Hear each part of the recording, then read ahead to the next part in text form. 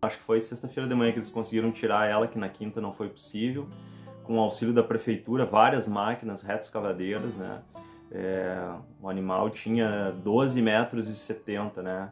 Se não me falha a memória, então quase 13 metros, era quase o adulto chega a 16 metros. Ela foi retirada e daí então foram mais 3 dias daí dissecando, né, a baleia para coletar as amostras. Em um primeiro momento os veterinários coletando amostras para ver se tinha podiam detectar causa mortes. Não tinha nenhum tipo de lesão em órgãos que pudesse vir a ser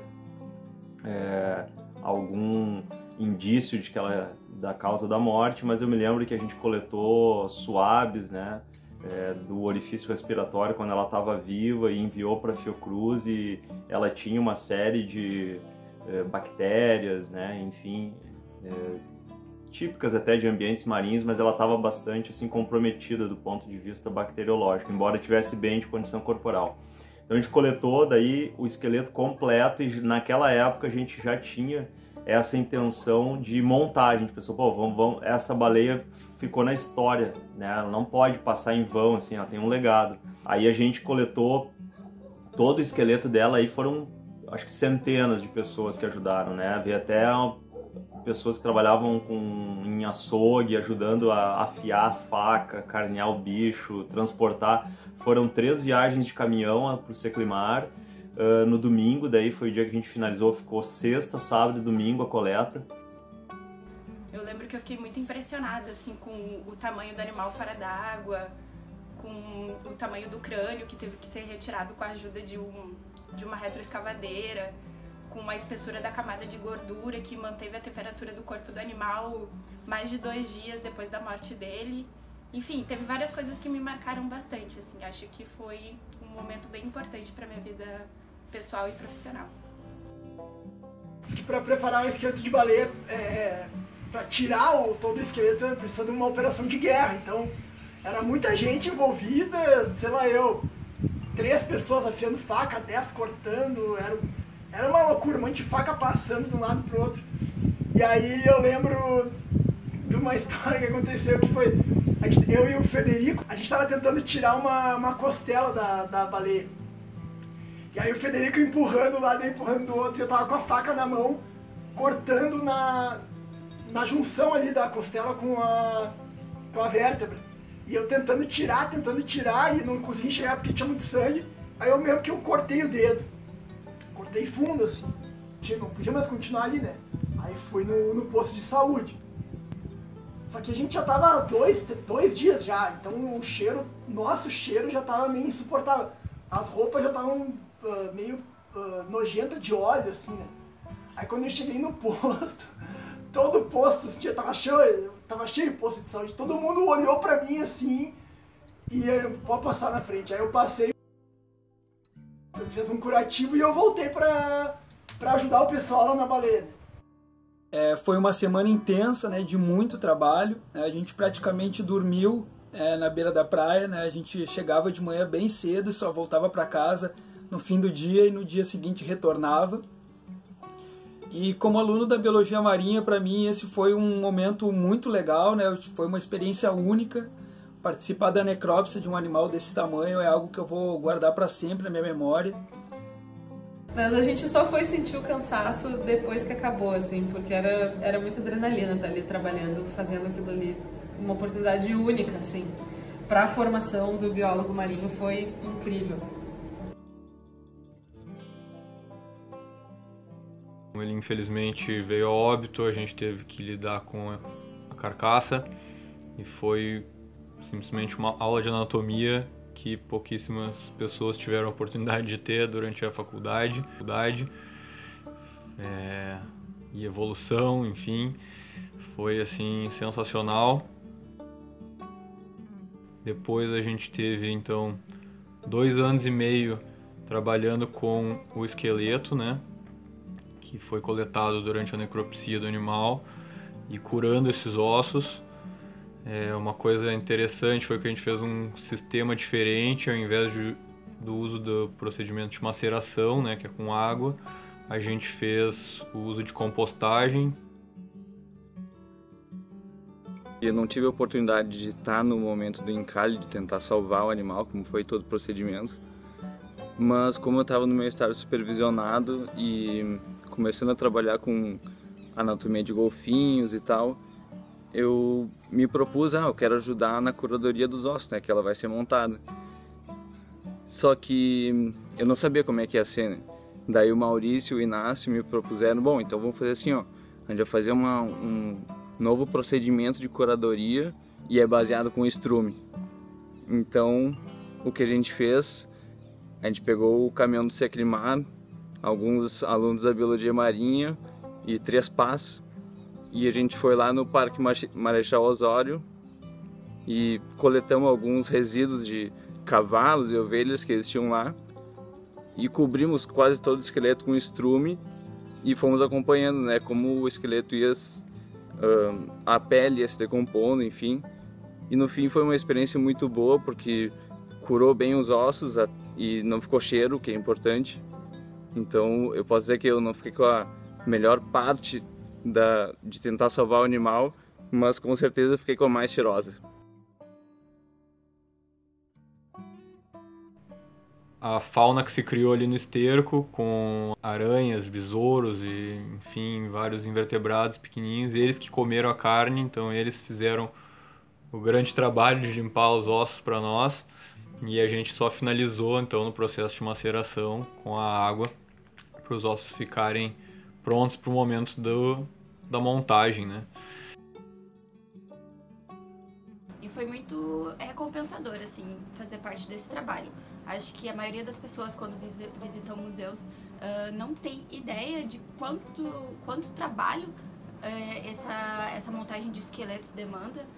Primeiro, desde a necrópsia, né? Porque para coletar aquele esqueleto já é um imenso trabalho, descarnar um animal de tantos metros, né? Tão grande. Depois a gente enterra aquele esqueleto, se passa meses, a gente desenterra, depois precisamos limpá-lo. E isso também leva meses, né? Todo dia a gente precisa colocar o esqueleto no sol, passar água, buscar novas metodologias para deixar aquele esqueleto mais claro. E depois veio a montagem, que foi muito legal. A gente trabalhou em uma equipe bem grande, conhecemos o Amâncio, que veio lá do Nordeste, com uma metodologia espetacular de montar esqueletos que a gente conheceu, né? A ossomontagem é uma técnica, né, que trabalha a parte estrutural de esqueletos, né? Então tem que ter alguns conhecimentos não só de anatomia, né, dos animais, tem uma série de fatores que fazem com que um osseomontador consiga ter condições de montar um esqueleto, né? Então a osseomontagem hoje em dia ela é muito utilizada em diversos ambientes, né, como museus, centros de educação ambiental. Existem montagens mais científicas, outras mais didáticas. Então é uma técnica que realmente requer bastante conhecimento, né? Não é uma coisa tão simples de ser executado. E se tratando desse bicho especificamente, né, desse esqueleto, dessa jubarte, o grau de dificuldade foi bem grande também, porque o bicho era bem pesado, né? Um bicho grande, com ossos longos, principalmente o crânio, né, que ultrapassa aí seus 400 quilos tranquilamente. Então a gente teve uma certa dificuldade para fazer a montagem pelo próprio tamanho do animal, né? Mas nós tivemos aí uma reunião de um grupo de pessoas que estavam ali focados em fazer a montagem desse bicho, né? Então foi reunida uma equipe interdisciplinar e multidisciplinar, né, para poder fazer essa montagem desse bicho. Então para a gente foi um desafio montar esse esqueleto, né? Até a parte emocional ela teve que ser controlada durante os dias de montagem que nós fizemos, porque tinham pessoas que estavam participando da montagem do esqueleto que participaram também do encalhe do bicho, né? Então isso acaba é inevitável, essa emoção, esse envolvimento. Essa emoção também eu procurei fazer com que ela fosse revertida a favor da atividade, né? Para que as pessoas realmente entendessem que o que elas estavam fazendo ali era um marco na história deles, ia ficar marcado pro resto da vida deles, né? Porque participar da montagem de um bicho desse não é para todo mundo.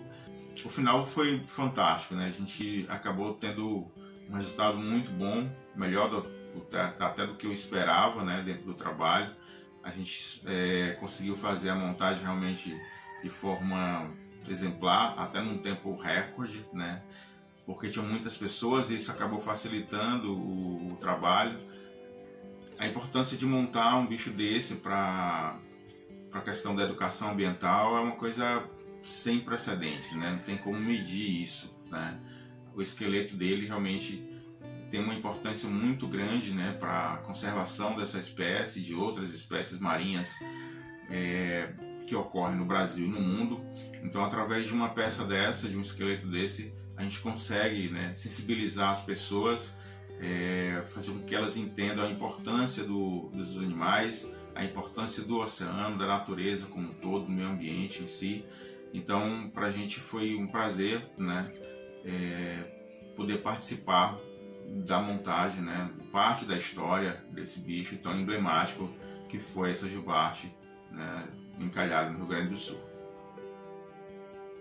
E quando a gente viu montado foi realmente recompensador, né? Uma exposição em que fala da biodiversidade do Rio Grande do Sul, fala de quanto esse estado é especial em questão da biodiversidade marinha e costeira. Então foi ótimo fazer parte dele.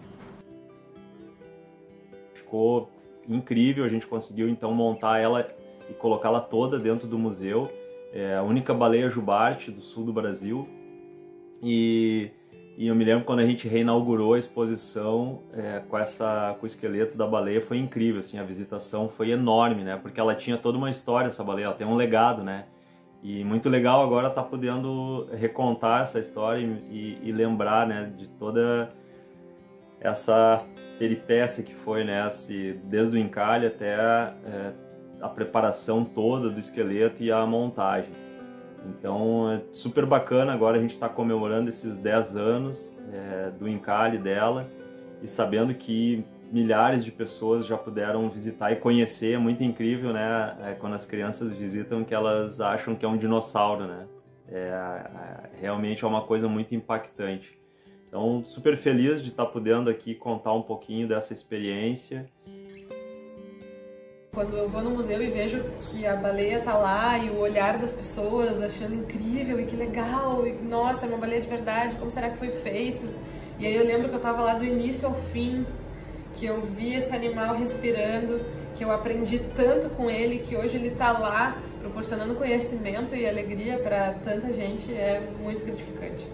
O que mais me enriquece assim é quando eu tenho a oportunidade de voltar no museu hoje e ver o esqueleto lá disposto e principalmente ver as pessoas admirando. Infelizmente foi uma vida animal, então a gente está devolvendo isso para o grande público em forma de educação ambiental e conscientização ambiental, e ver assim a criançada e os pais olhando pro esqueleto assim e admirando e aprendendo é com certeza uma coisa muito bacana, um retorno muito bacana de se ter, e convido a todos a visitarem o museu